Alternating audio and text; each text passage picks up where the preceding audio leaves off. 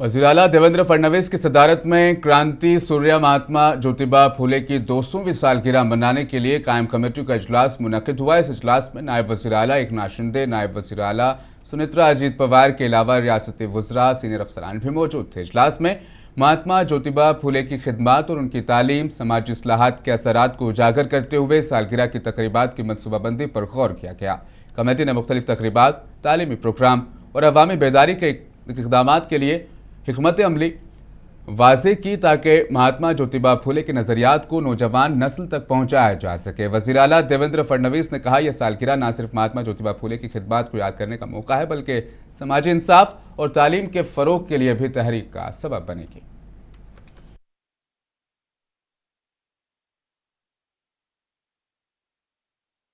Shiv Sena UBT के leader Sanjay Raut ने हुकूमत पर सख्त तनकीद करते हुए कहा कि हुकूमत अवाम से झूठ बोल रही है और एलपीजी की कमी बरकरार है और आइंदा भी रहेगी। संजय राउत के मुताबिक अवाम को गैस की किल्लत का सामना है, लेकिन हुकूमत इस हकीकत को तस्लीम करने के बजाय गलत बयानी कर रही है। उन्होंने इल्ज़ाम लगाया कि हुकूमत ज़मीनी हक़ाइक़ से नजरें चुरा रही है। आप सरकार की बात पर यकीन मत रखिए। मैं आपको बताता हूँ, सरकार जो बोल रही है पूरी झूठी बातें बोल रही है। एलपीजी की शॉर्टेज है और रहेगी। इंटरनेशनल सिचुएशन जो है वो समझ लेनी चाहिए, उसमें सरकार भी कुछ नहीं कर सकती। लेकिन हमारा इतना ही कहना है कि झूठ मत बोलिए। आप जनता को विश्वास में लीजिए।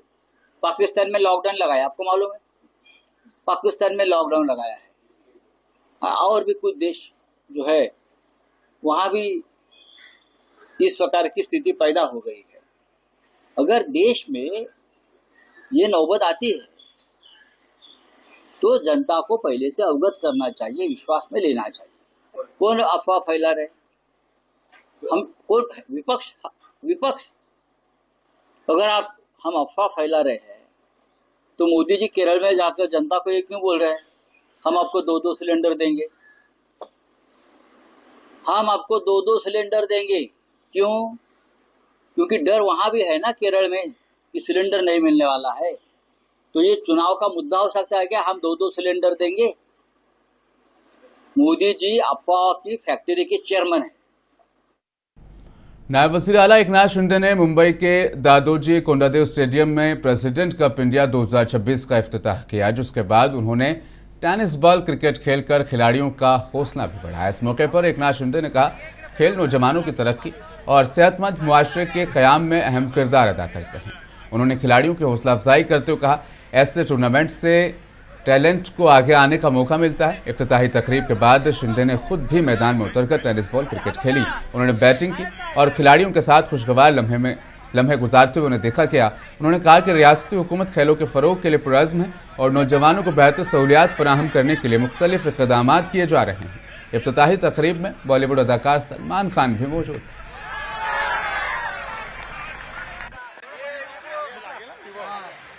आज आईटीसीएफ के माध्यम से tennis cricket sports federation of India के माध्यम से प्रेसिडेंट कप इंडिया 2026 का आयोजन यहाँ पर हुआ है।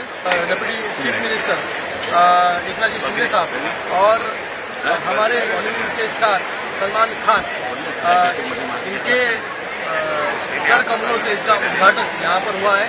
मैं सभी को टेनिस क्रिकेट स्पोर्ट्स फेडरेशन की ओर से बहुत बहुत धन्यवाद अदा करता हूँ।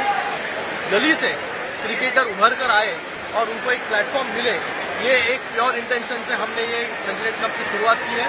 मुझे उम्मीद है आने वाले समय में ये प्रेसिडेंट कप बहुत बड़ा होगा। इसके अंदर ज़्यादा से ज़्यादा प्लेयर्स देश के हर एक कोने से, हर एक गांव से बच्चा जो है इस टेनिस क्रिकेट में, इस फेडरेशन में, इस प्रेसिडेंट कप में।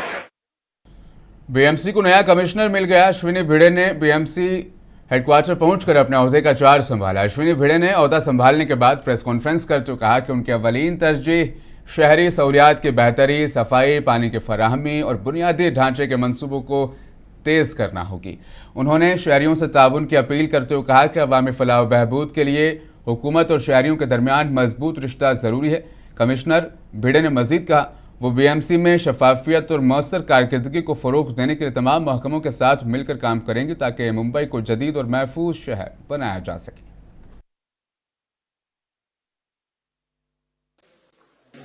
आज मुंबई महानगर पालिका की आयुक्त की जिम्मेदारी मैंने संभाली है और ये जिम्मेदारी मुझे देने के लिए मैं महाराष्ट्र शासन, हमारे सम्माननीय मुख्यमंत्री, सम्माननीय उप मुख्यमंत्री, इन सब का मैं आभार व्यक्त करती हूँ।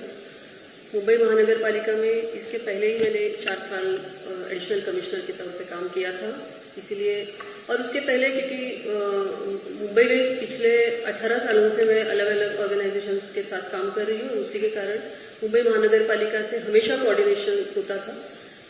इसीलिए फिर से यहाँ आयुक्त के रूप में आना ये मेरे लिए एक तरह की घर वापसी है और मुझे बहुत खुशी है। ये एक बहुत काबिल ऑर्गेनाइजेशन है और इतने 150 साल का इतिहास इस ऑर्गेनाइजेशन को है। मुंबई शहर के लिए बहुत सारी चीज़ें इस ऑर्गेनाइजेशन की तरफ से होती है, इसीलिए उसी ऑर्गेनाइजेशन का एक हिस्सा बन के यहाँ आना और ये काम आगे बढ़ाना, ये मेरे लिए बहुत खुशी की बात है। मेरी पूरी टीम बहुत काबिल है, ये मुझे पता है। तो उन सबके साथ आज तक के आयुक्तों ने जिस तरह से काम किया, गगरानी साहब ने जिस तरह से ऑर्गेनाइजेशन का सम्मान बढ़ाया। महाराष्ट्र के वजीर चंद्रशेखर बावनकुले ने कहा कि जंग जैसी सूरत हाल के पेश नज़र महाराष्ट्र हुकूमत ने एक अहम फैसला लिया। हमें तवक्को है कि कुछ अशिया की कीमतों में मामूली इजाफा हो सकता है। महाराष्ट्र में किसी बड़ी बहरान को रोकने के लिए हमारी हुकूमत ने वज़ीर आला की रहनुमाई में इस साल के प्रॉपर्टी और दीगर नरखों के लिए अपना एक बड़ा अहम फैसला लिया। इसलिए हुकूमत ने पिछले साल जो कीमतें मुकर्रर की थी, इस साल भी उसी को बरकरार रखने का फैसला लिया है। एक बहुत बड़ा अहम फैसला महाराष्ट्र सरकार ने लिया है। जो युद्धजन्य परिस्थिति है, हमारी सरकार ने माननीय मुख्यमंत्री जी के मार्गदर्शन में जो इस साल का रेडी रेकनर है, मालमत्ताओं का जो का जो रेट लेते हैं, जो बाजार मूल्य तय करते हैं, वो कांस्टेंट रखा है। जो 25-26 के रेट से उसको कांस्टेंट 26-27 के लिए किया गया। इसलिए इस साल के जितने भी व्यवहार होंगे वो पुराने रेट पर ही होंगे, नए रेट लागू नहीं किए। वैसी डिमांड थी कि 12, 14, 15, 16% की बढ़त, 15-16% बढ़ा सकते थे, लेकिन हमने निर्णय किया सरकार ने कि नहीं बढ़ाना है। नगर पालिका, नगर पंचायत, कारपोरेशन में कुछ डीपी में चेंजेस हुए, डेवलपमेंट प्लान में। उस चेंजेस को ये जो रेडी रेकनर रेट इफेक्ट होता नहीं, इसलिए 25-26 का रेट लगाकर डीपी को अनुमति दी है। इसलिए 25-26 के रेट ही उनको भी लगेंगे जो नया डीपी हुआ है। रीजनल प्लान में कुछ चेंजेस हुए हैं, गांव में चेंजेस हुए हैं, गांव नोटिफाइड नहीं हुए हैं, कई जगह प्रॉपर्टी नोटिफाइड नहीं होती है, वो सबको नोटिफाइड करके हमने 25-26 का रेट लगाया, इसलिए उनको भी बढ़ोतरी नहीं होगी। बीजेपी के एमएलए संजय उपाध्याय ने कांग्रेस लीडर राहुल गांधी पर वंदे मातरम मामले को लेकर सख्त तनकीद की। उन्होंने कहा कि कौमी जज्बात से जुड़े मामलात पर सियासत नहीं होनी चाहिए। संजय उपाध्याय ने मरकजी वजीर दाखिला अमित शाह के नक्सलिज्म के खिलाफ मौक़िफ़ की हिमायत करते हुए कहा, मुल्क को नक्सलिज्म से पाक करना हुकूमत की अव्वलीन तरजीह है और इसके लिए सख्त इक़दाम ज़रूरी है। वंदे मातरम राष्ट्रगीत है। वंदे मातरम इस गीत को 150 वर्ष पूरे हो रहे। देश की संसद ने किसी भी कार्यक्रम के पहले, सरकारी कार्यक्रम के शुरुआत में संपूर्ण वंदे मातरम होना चाहिए, यह अनिवार्य किया है। लेकिन कांग्रेस की तुष्टीकरण नीति के कारण कांग्रेस का दोगला चरित्र एक बार फिर से राहुल गांधी के रूप में दिखाई दिया है। जब कांग्रेस के कार्यक्रम में वंदे मातरम बज रहा था तो राहुल गांधी ने उस समय इस राष्ट्रगीत के सम्मान में खड़े होने के बजाय अपने सहयोगियों से चर्चा करने में ध्यान बिताया। यह राष्ट्रगीत का अपमान है, ये वंदे मातरम का अपमान है, ये देश के शहीदों का अपमान है। वंदे मातरम इस मंत्र को बोलकर, इस शब्द को बोलकर हजारों लोगों ने फांसी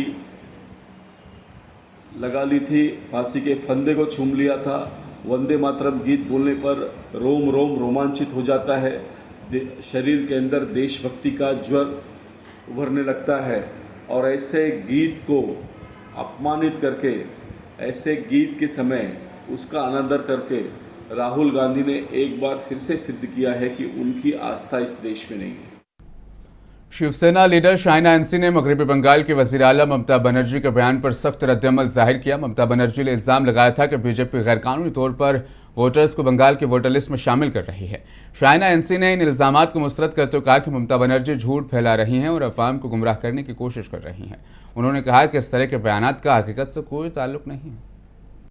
Banerjee is a factory of false information. To say that the BJP is trying to add voters for the West Bengal election, I want to ask ma'am that how is it possible after the electoral list and the Chief Election Commissioner Gyanesh Kumar have spoken on this matter and have said that for any Form 6 application which is not genuine, where residents of Bengal have to be legitimate and not illegal, that is the only fundamental to add or subtract. Obviously, you have chosen to adhere to your fundamentally undemocratic practices of vote bank politics. So please don't display any kind of insensitivity towards a competent voter.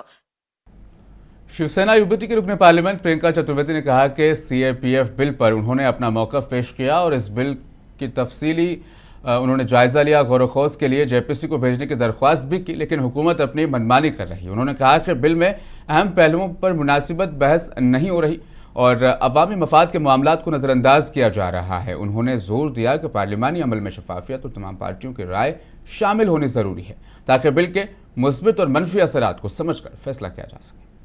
Bharatiya Janata party देश में विभाजनकारी सोच लाई है, उसी तरीके से अब armed forces में भी विभाजन करने की कोशिश की जा रही है। जहां पे पूरा जो डिस्कशन चल रहा था आईपीएस बनाम सीएपीएफ था, बल्कि सबको साथ में लेकर सबकी बात सुनकर सबके मन में क्या है वो विश्वास जीतना ज़रूरी था।